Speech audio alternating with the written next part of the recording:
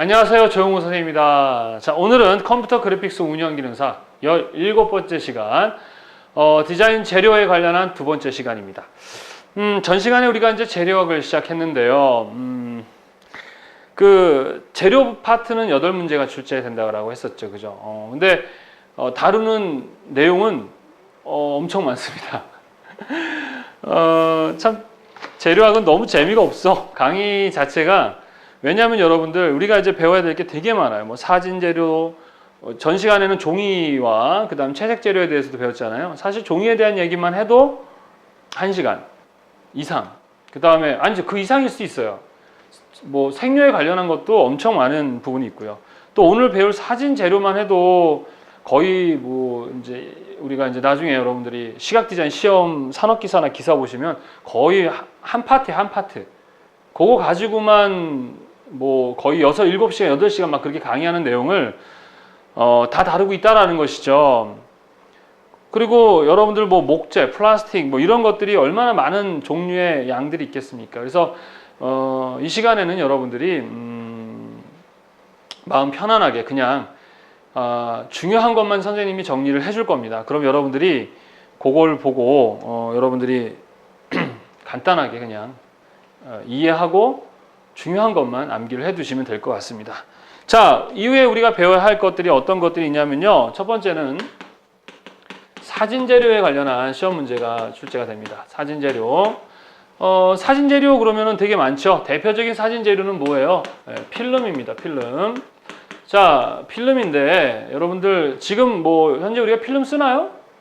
안 써요. 그죠? 요즘에는 DSLR이라고 합니다. 이게 뭐냐면 디지털 싱글 렌즈 리플렉스 카메라라고 얘기하는 건데, 사실 카메라에 대한 얘기도 상당히 많이 해야 하거든요. 카메라도 구조에 대한 이야기, 또 왜 싱글 렌즈 리플렉스 카메라냐 이것도 알아야 돼요. 간단히 얘기해 줄까요? 과거에는요 이렇게 렌즈가 있고 여기에 뷰파인더가 있어서 사람이 이렇게 보고 이렇게 해서 뒤에 필름에 빛이 들어와서 필름에 상이 맺혔거든요. 그러다 보면 요 사람이 보는 것과 필름으로 들어오는 빛의 사이에 시차라는 게 생겨요.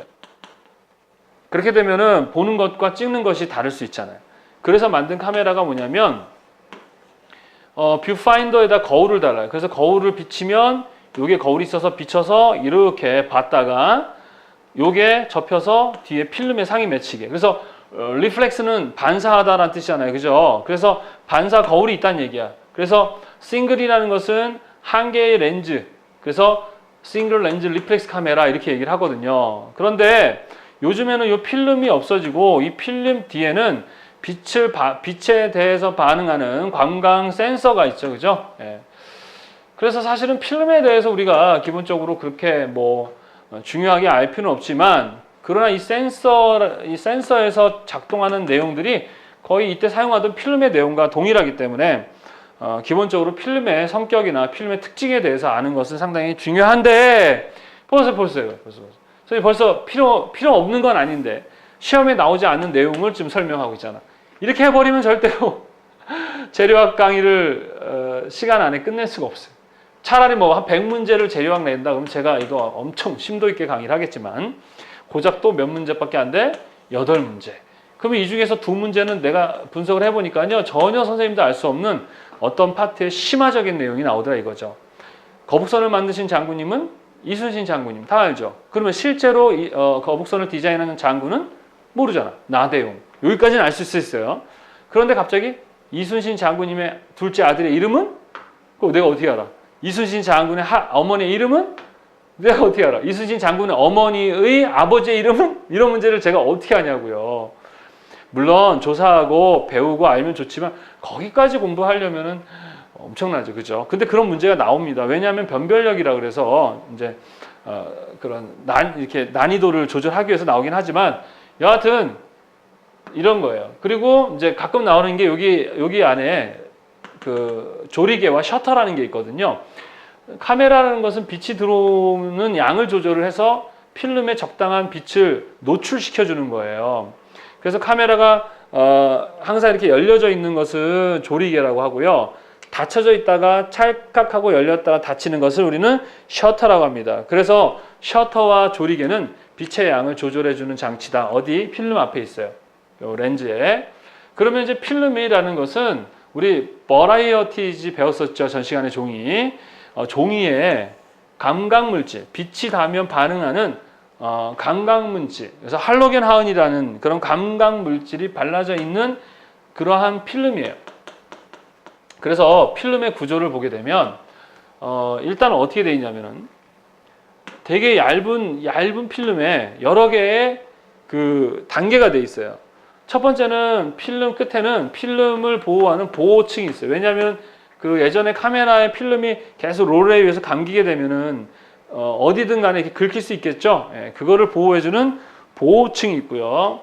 그 다음에 감각물질, 이게 뭐가 있어요? 감각물질이 발라져 있어요. 뭐냐?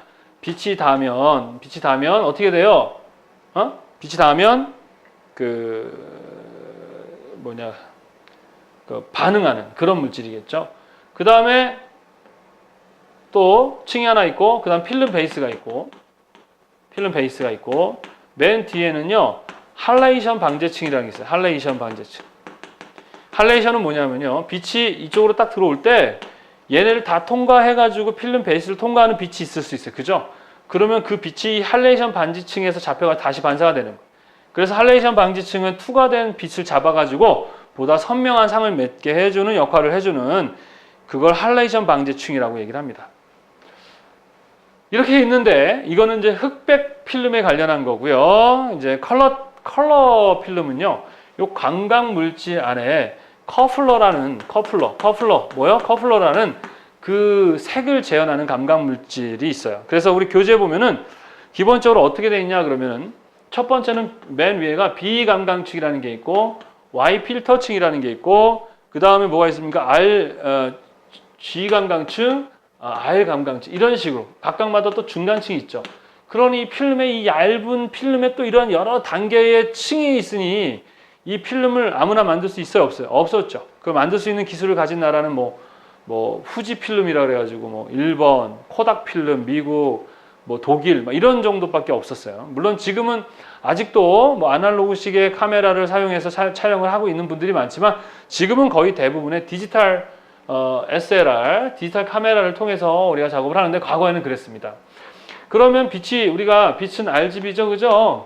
그래서 들어오면 각각 애들이 자기에 속한 빛에 반응을 해서 어떤 색을 발색을 하게 되냐면 우리가 이렇게 생각하시면 돼요. RGB는 CMY다. 그래서 레드는 파란색, 그린은 마젠타, 블루는 옐로우의 색을 발색한다. 이렇게 보시면 돼요. Y 필터층은 뭐냐면요. Y 필터라는 것은 Y는 어때요? 블루와의 또 관계 있죠? 블루의 색을 못 들어오게 다 방어해 버리는 거예요. 그래서 블루는 여기서 다 잡히고 나머지 뭐예요? 빛이 들어가서 얘네와 반응을 해가지고 선명한 그런 컬러와 상을 맺게 해주는 그런 식입니다. 이렇게 설명하다 보면 진짜 더 깊게 들어가게 되는데 어쨌든 필름의 구조에 대한 특히 이것만 외우세요. RGB는 각각 CMY에 발색을 하고 Y 필터층은 얘를 못 들어오게 막아버리는 것이다. 이렇게 보시면 되겠고 할레이션 방지층이라는 것은 빛이 다 통과되지 못하도록 잡아내는 그런 기능이다 라고 보시면 되겠습니다. 그러면 이제 예전에 촬영을 딱 했잖아요. 착각 하면은 필름의 상이 딱 맺히면 필름에 기본적으로 어떤 상은 맺히지만 보이진 않아요. 예, 그래서 그걸 우리는 잠상이라고 합니다. 뭐라고 한다? 잠상, 보이지 않는. 그죠?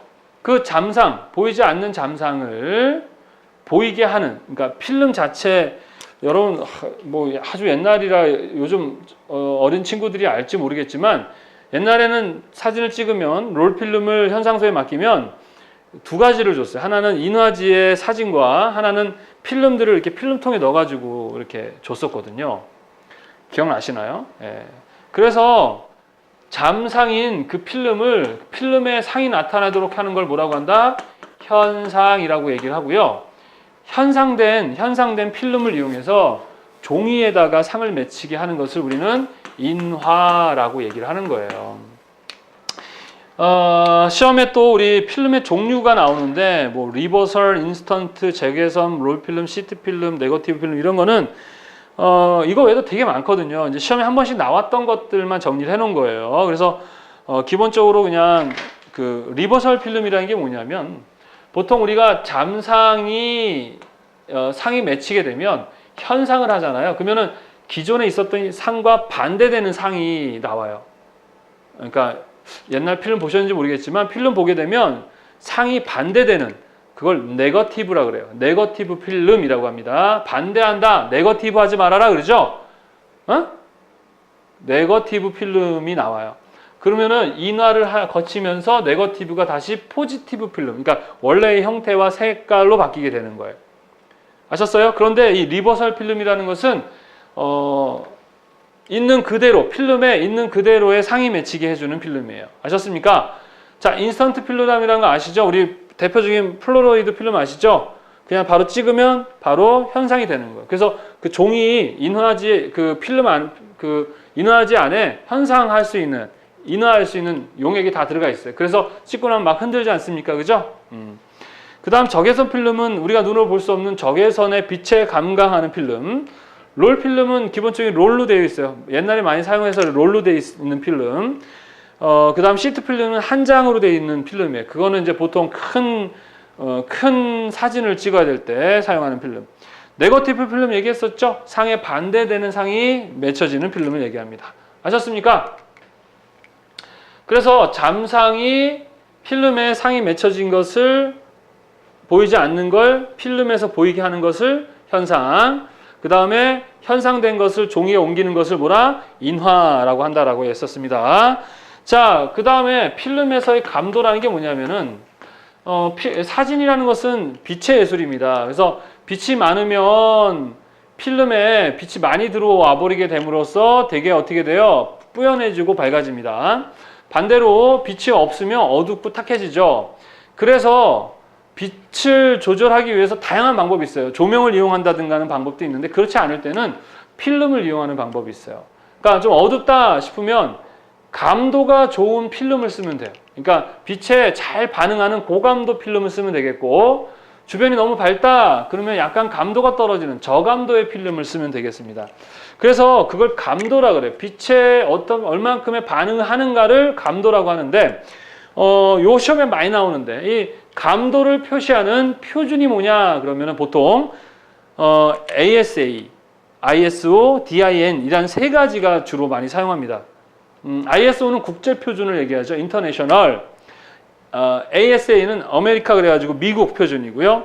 DIN이라는 것은 독일 표준인데 보통은 ISO를 많이 사용합니다. 그 다음에 DIN, ISO와 DIN.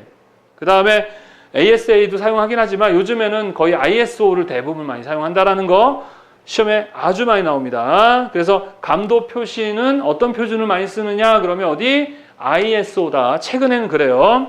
그리고 감도에 따라서 고감도, 저감도, 그 다음에 중감도 이런 것들이 있다. 그 감도가 높아야 되는 이유는 되게 빛이 없을 때는 적은 빛에도 촬영을 잘하기 위해서는 고감도, 적은 빛에서도 감도가 좋은 고감도 필름을 쓰면 되는 거겠죠. 그런 개념이에요. 자, 그렇다면 현상하는 방법과 인화하는 방법에 대한 시험 문제도 나오는데 현상과 인화에 어떻게 하는지 내용을 제가 쭉 이야기하시는 식으로 설명을 해드리도록 하겠습니다. 자, 먼저 카메라에다가 필름을 놓고 사진을 딱 찍습니다. 그러면은 렌즈를 통해서 필름에 상이 맺히는데 보여요? 안 보여요? 안 보입니다. 그래서 보고 싶어가지고 필름을 열어버리면 어떻게 되죠? 큰일 납니다. 빛이 들어가 버리면 산화해버리거든요. 그래서 암실이라는 곳에 가서 어떻게 해야 됩니까? 필름을 뽑아야 돼요. 자, 현상 탱크라는 이렇게 생긴 물통 같은 게 있거든요. 거기에다가 릴이라 그래서 이렇게 감는 릴이 있어요. 그러면은 롤 필름을 여기다 뽑아가지고 여기다 막 감습니다. 그리고 나서 얘를 여기다 놓고 여기를 뚜껑으로 이렇게 닫아요. 그러면 여기에다가 현상하기 위해서 뭘 집어넣느냐 하면 현상액이라는 걸 넣습니다. 뭐라고요? 현상액, 현상주악이라고 합니다. 그래서 세 가지가 있어요. 메톨, 하이드로키논, 페니돈이라는 세 가지가 있습니다. 근데 이 부분은 잘 안 나오는 것 같으니까 원래 이거 외워야 되는데 하여튼 현상액 메톨 하이드로키논 페니돈이라는 그 현상액을 넣고 흔들어 줍니다. 이걸 교반한다 그래요. 그래서 흔들 하면 이 안에서 어떤 일이 벌어지냐면은 필름에 보이지 않았던 상이 쫙 하고 보여요. 우리 영화에서 보면 무슨 범죄 영화의 현상도 하잖아. 이렇게 그 필름을 종이에다 딱 이렇게 놓으면 싹 상이 나타나는 뭐 그런 거. 그게 현상입니다. 자, 그러면 이제 현상이 일어난 얘를 이 현상을 빼고 나서 리를 빼요. 그렇지만 아직도 이 안에는 뭐가 남아있어요? 현상액이 남아있어서 계속 현상이 일어납니다. 이제 더 이상 하지 말아라 해야 되겠죠? 자, 현상하지 말아라 해가지고 뭐 하냐 그러면은 정지라는 걸 합니다. 그럼 정지 어떻게 하느냐 그러면 정지액이라는 게 있어요. 정지액을 또 여기다 놓고 흔들어 줍니다. 보통 정지액은 이제 빙초산과 물을 혼합해서 15대 1000 정도 혼합해서 정지를 하게 되죠. 자, 그 다음에 완전하게 여기에 있는 상이 필름에 맺히도록 해주는데 그걸 우리는 정착이라고 합니다. 자, 필름에는요 할로겐 하은이라는 감각물질이 있어요. 빛에 의해서 반응하는 감각물질이 발라져 있는데 그 감각물질이 더 이상 어때요? 아직도 묻어 있거든요. 할로겐 하은이. 그걸 다 떼어버려야 됩니다. 그래야 빛에 노출되더라도 어떻게 돼? 변하지 않거든요. 그걸 우린 정착이라고 하고 정착액을 넣어서 합니다. 그 티오황산 나트륨이라는 거를 넣어서 정착을 합니다. 그러면 이제 끝난 거예요. 그럼 꺼내가지고 물로 닦고 그 다음에 걸어놓고 건조하면 필름이 이렇게 상이 맺히게 돼 있어요. 보입니다. 그런데 그건 네거티브 필름이고요. 그리고 나서 그걸 인화를 하는데 인화를 할 때도 똑같은 방식이에요. 우리 확대기라는 기계가 있어야 되는데 확대기가 이렇게 있어요. 그러면 요 밑에 인화지라는, 물론 이것도 어디서 작업이 돼야 되는 거야? 암실. 여기 필름을 요 안에다 이렇게 넣고요. 여기다 인화지를 넣고 위에서 빛을 쏩니다. 그러면 빛이 필름을 통과한 다음에 인화지에 상이 맺혀요. 마찬가지로 보이지 않는 잠상이 맺힙니다. 그러면 얘를 어떻게 합니까? 현상액에 있거든요. 현상액. 거기다 딱 넣으면 거기에 상이 쫙 나타나요. 영화의 한 장면 아세요? 공포영화도 많이 나오는데 상이 쫙 나와요. 그럼 그거를 정지액에다 놓고 흔들고 정착에 놓고 흔들고 물로 닦은 다음에 걸어놓으면 어떻게 상이 나오게 되는 거죠. 네, 그때 사용하는 기계가 이거 확대기라고 합니다. 그래서 확대기를 가까이 하면은 어떻게 해요? 작고 선명하고 멀어지면 좀 큰 규모의 이런 것이죠. 이해하셨습니까? 요 정도만 여러분 알아도 참 많이 아는 거죠. 자, 일단은 필름에 관련해서는 일단은 지금 설명한 정도의 내용도 많아요, 사실은. 근데 이거 외에도 더 많거든요. 근데 여러분들이 거기까지 알 필요가 없는 건 아닌데 시험에서는 이제 요 정도만 나온다라는 거. 그 다음에 밀착인화라는 게 있는데요. 밀착인화는 뭐냐면은 실제 이제 인화하기 전에 필름 조그만 필름 안에다가 여러 개를 인화를 해가지고 한꺼번에 이제 볼 수 있는, 검토할 수 있는 하나의 한 롤에 있었던 모든 이미지를 한 종이에다가 다 어떻게 해요? 해놓고 관찰을 하는 그러한 인화를 밀착 인화라고 얘기를 합니다. 자, 이렇게 해서 사진 재료에 대한 얘기가 끝났는데요. 이렇게 지금 정말 압축해서 설명한 거예요. 사진 재료에 관련해서도. 지금 벌써 뭐에 대한 얘기했어요? 필름 얘기했었고, 카메라 얘기했었고, 현상하는 방법, 인화하는 방법에 대한 가장 기본적인 설명만 했는데도 지금 벌써 시간이 얼마나 지난 거니 이거? 한 19분 지났거든요. 그래서 파트 막 목재, 플라스틱, 금속, 점토, 석고, 석재 이런 것까지 다 설명하려면 이거는 정말 그 시간 안에 다 할 수도 없고 또 너무 필요 이상으로 공부를 많이 하게 돼요. 그럼 여러분들이 지칩니다. 또 지치면 또 되게 어렵다고 느끼거든요. 그렇다고 해서 시험 문제가 되게 많이 나오면 하겠지만 또 8문제밖에 출제가 안 되기 때문에 그냥 선생님이 설명하고 해라는 거를 그냥 간단하게 그냥 편안하게 하고 넘어가시면 되겠습니다. 자, 두 번째는 이제 공업재료라는 것이 있어요. 자, 이 안에 이제 쭉 나올 거예요. 대표적으로 이제 뭐가 있어요? 목재. 목재가 뭐야? 나무 재료. 그죠? 두 번째는 플라스틱. 우리 많이 사용하죠? 이 플라스틱이 있어 얼마나 우리 인류가 많이 편해졌는지 몰라요. 그 다음에 금속이 나올 것이고 또 뭐가 나옵니까? 점토가 나올 것이고요. 이제 요 재료 해야 될 게, 그다음 석고, 그리고 석재, 돌이죠. 돌 재료예요. 그다음 섬유, 그죠? 원단, 그다음에 유리, 와, 이런 것들이 나옵니다. 공업 재료에서. 제일 많이 나오는 게 시험 문제가 이제 플라스틱도 많이 나오고요, 금속도 많이 나오고, 하여튼 돌아가면서 한 번씩 나와요. 예. 근데 사실 목재 하나만 가지고도 우리가 공부할 게 되게 많거든요. 자, 일단은 얘네들에 관련해서 어떤 문제가 나오냐. 먼저 각각의 특징을 물어보는 시험 문제들이 많이 출제가 돼요. 목재의 특징, 플라스틱의 특징, 금속의 특징, 점토의 특징, 석고의 특징, 석재의 특징, 섬유의 특징, 유리의 특징. 일단 이 부분은요, 여러분들이 한 번씩 읽어보면 얼마든지 이해할 수 있는 내용들이에요. 예를 들어서 뭐 목재의 특징을 한번 보겠습니다. 자, 목재라는 것은 자, 공급이 쉽다, 가격이 저렴한 편이다. 뭐 이게 뭐 암기할 내용입니까? 그냥 나중에 시험 문제 다음 중 목재의 특징이 아닌 것은 하고 뭐 금속의 성격을 얘기한다든가 하면 그거겠죠. 목재는 그냥 특징도 한번 읽어보면 알 수 있는 내용들이에요. 비교적 가볍고 가공이 쉽다. 자, 우리 전 시간에 재료는 가공하기가 어때야 돼? 가능해야 된다 했었죠.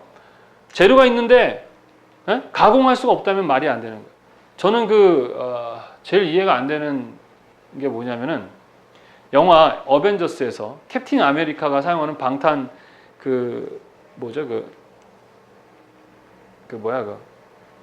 방패 있잖아요. 엘리시움이가 무슨 특수한 무슨 거를 만들었다고 했는데 어떤 거에도 부서지지 않는 애를 어떻게 가공해서 만들었을까요? 그것도 나는 이해가 안 돼. 말도 안 되고, 그죠? 어쨌든 가공이 가능해야 된다는데 어쨌든 나무 목재가 가공하기가 참 좋습니다. 그리고 비중에 비해 강도가 크다. 그러니까 무게에 비해서는 상당히 또 강도가 센 편이고, 열 전도율이 낮고 비전도체다. 비전도체라는 거는 이제 전기에 관련해서 통하지 않는다는 얘기죠. 열 전도율이 좀 낮다라는 건 뭐예요? 그만큼 반대로 얘기한다면은 방열이 잘 된다 할 수 있겠죠. 가연성으로 화재 약하다. 그쵸. 이게 제일 목재의 문제는 불이 잘 붙을 수 있다는 거. 내구성이 낮고 수축과 변형, 부식이 되기 쉽다. 썩기도 있고 뭐 곰팡이 썩고 이럴 수 있겠죠. 그죠? 이걸 꼭 읽어봐야 아는 겁니까? 외워야 아는 겁니까?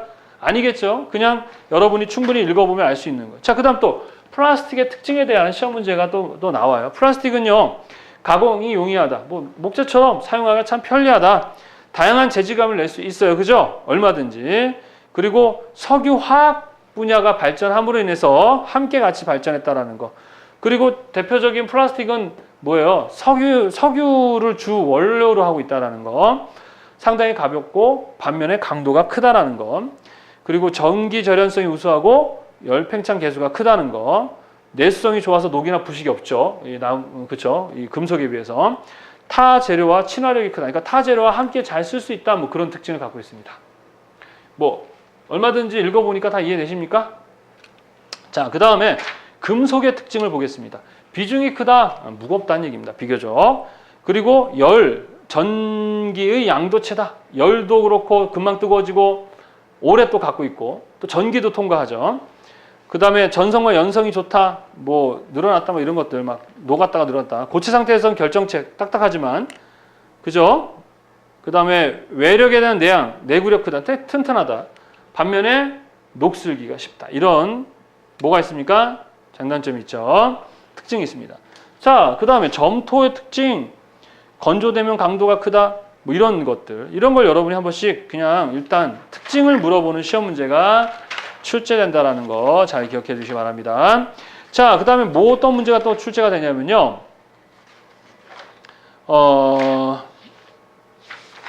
각각의 종류를 물어보는 시험 문제가 많이 나옵니다. 그러니까 분류라고 할 수도 있고요.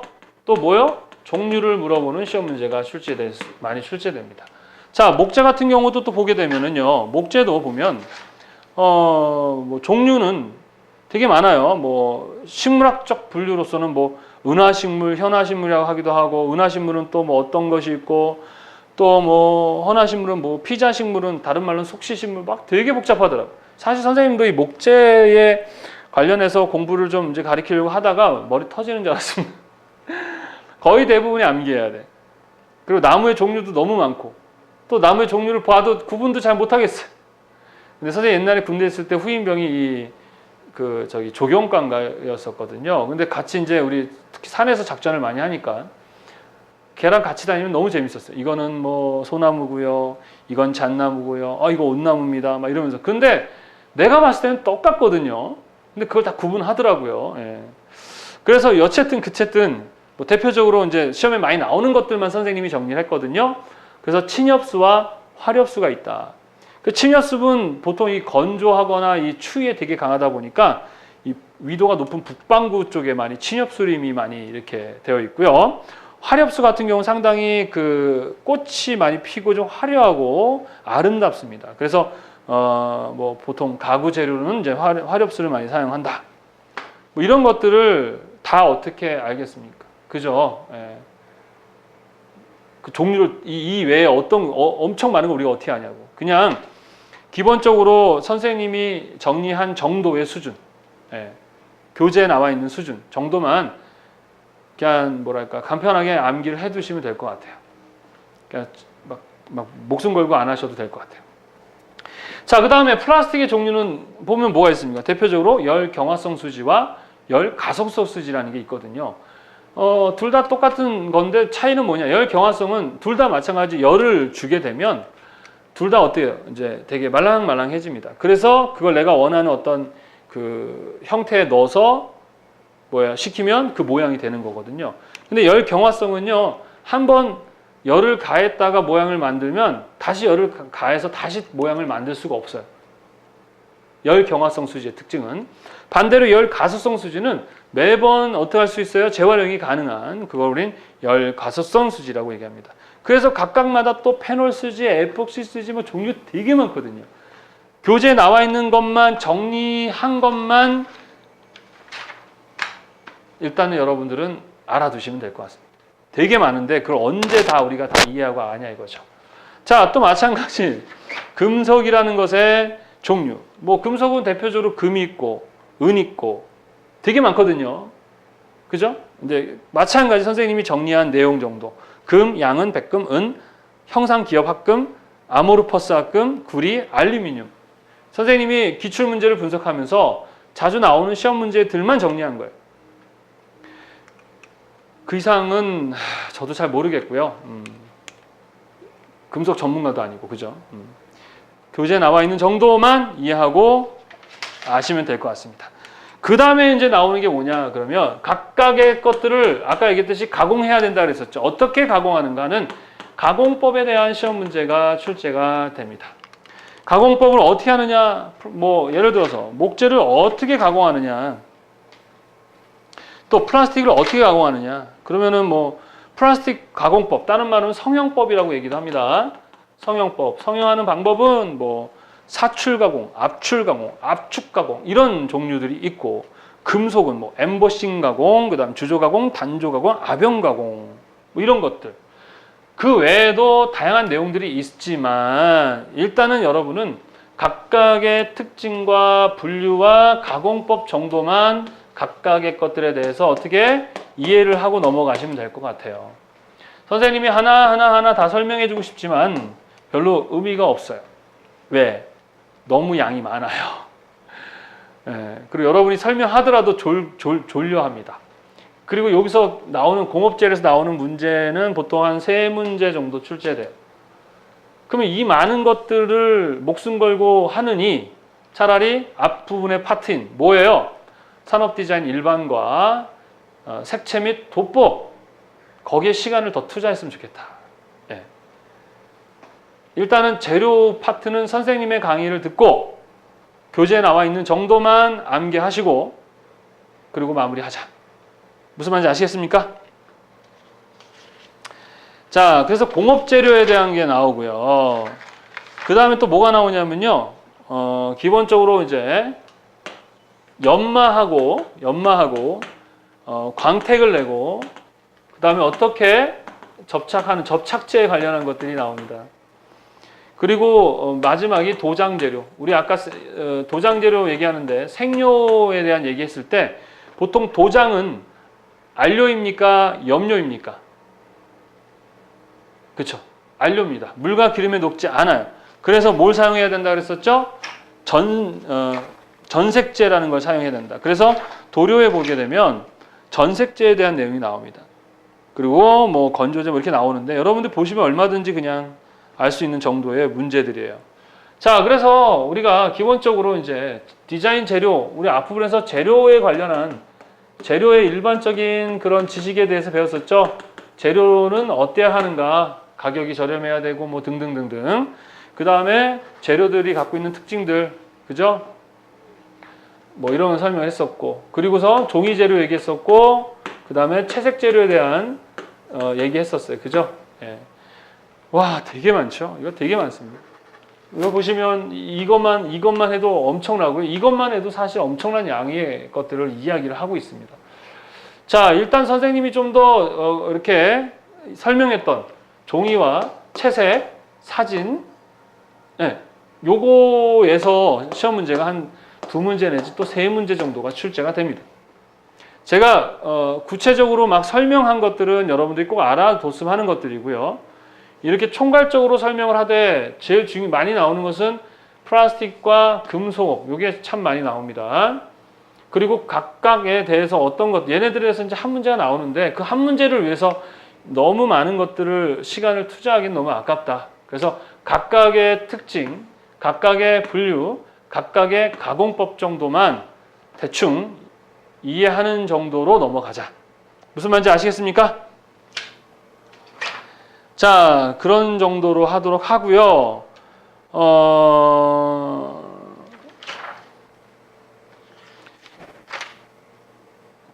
여러분들이 책을 보면서 한 번씩 쭉 보다가 뭐 그렇게 어려운 내용은 없습니다. 그냥 한 번씩 읽어보시면, 한번 그냥 암기도 아니야. 그냥 한 번씩 읽어만 보세요.